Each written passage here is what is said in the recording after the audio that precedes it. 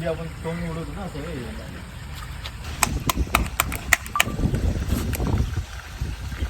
दे तो एक माझ्यावर लागला तुमचा.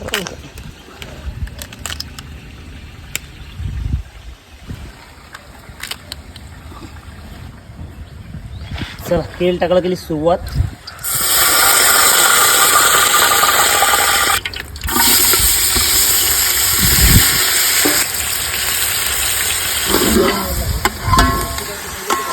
बघा कांदा पूर्ण लाल झालाय आणि तेलाचा आवाज यायला लागला म्हणजे शिजलाय पूर्ण. आता खूप मसाले सगळे आपले कसं मस्त मसाला आपला तयार झालाय. टाकू पाणी गळून जाईल आता. टमाटा कांदा आहे ना हे भाई काय ऐक नाही फ्राय पण होऊन जाईल. हे बघा मस्त आपण मॅरिनेट करून ठेवू. थोडा वेळ शिजायला वेळ लागेल.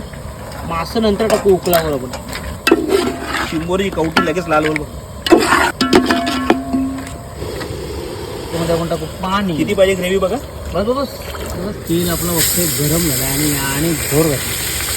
मासं टाकायला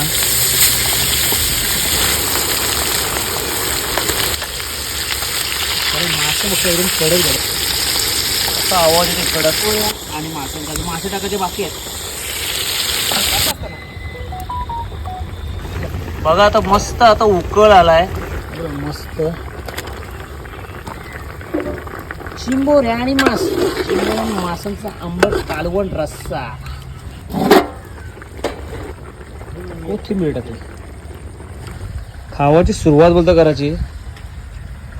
चला बघता ये आपल्या मस्त दोघांनी प्लेट भरल्या. जेवणाला सागरची रेसिपी म्हणजे आपल्याला आवडतं, नेहमी भारी बनवतो तो.